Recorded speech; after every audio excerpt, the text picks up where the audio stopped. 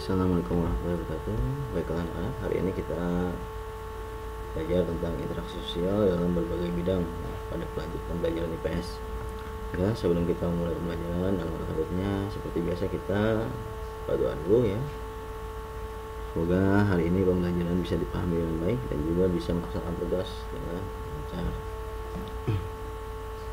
Ya, baiklah. Langsung saja, manusia melakukan interaksi sosial dalam berbagai bidang. Interaksi tersebut terjadi karena adanya faktor-faktor sebagai berikut. Yang pertama, interaksi dalam bidang sosial budaya. Ya, dalam kehidupan masyarakat kita harus dapat beradaptasi dengan lingkungan agar keberadaan kita diterima. Adaptasi tersebut meliputi perilaku, aturan, norma, dan adat istiadat yang berlaku di lingkungan tersebut. Yang kedua, interaksi dalam bidang pendidikan. Interaksi dalam bidang pendidikan diperlukan agar proses belajar mengajar dapat berjalan dengan baik. Contoh interaksi dalam bidang pendidikan adalah yang terjadi di kelas, misalnya siswa mendengarkan penjelasan guru, diskusi antar siswa.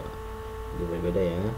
Pertama, interaksi dalam bidang sosial budaya biasanya yang ada di lingkungan masyarakat ya, baik itu meliputi perilaku ya, yang aturan, norma-norma masyarakat dan adat istiadat. Bahkan yang di bidang pendidikan itu biasanya interaksi yang terjadi di dunia pendidikan seperti sekolah antara guru dan juga siswa. Yang ketiga adalah interaksi dalam bidang ekonomi. Keragaman kebutuhan ekonomi meliputi barang dan jasa. Jika di suatu daerah tidak dapat mencukupi kebutuhannya, maka masyarakat daerah tersebut akan berinteraksi dengan daerah lain untuk memenuhi kebutuhan tersebut dalam proses jual beli. Ya, jadi ini dalam bidang ekonomi ya. Jadi seperti halnya di pasar ya, juga di tempat-tempat perbelanjaan. Kebutuhan ekonomi merupakan kebutuhan dasar setiap manusia. Kebutuhan ekonomi meliputi pemenuhan sandang, pangan, dan papan. Kebutuhan sandang adalah kebutuhan pakaian, kebutuhan pangan adalah kebutuhan makanan, kebutuhan papan adalah kebutuhan tempat tinggal. Setiap manusia berusaha untuk memenuhi kebutuhan tersebut dengan saling berinteraksi. Manusia akan lebih mudah untuk dapat memenuhi berbagai macam kebutuhan hidupnya. Jadi ada 3 kebutuhan yang wajib ya, ada juga ada yang tidak begitu wajib ya, kita harus dapatkan.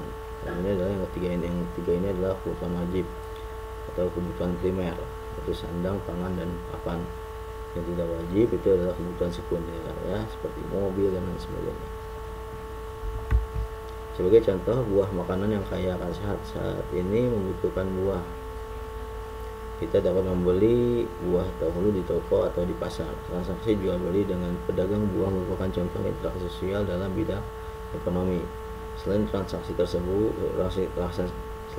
kebutuhan barang, transaksi kebutuhan jasa juga termasuk interaksi di bidang ekonomi. Selain contoh kebutuhan jasa di bidang kesehatan, transportasi, dan pelayanan masyarakat. Baiklah, itu saja materi hari ini ya.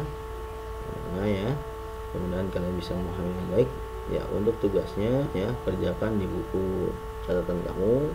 Yang pertama, jika kita ingin mengirimkan surat kepada keluarga di luar kota melalui kantor pos, kita harus berinteraksi dengan ya, titik-titik.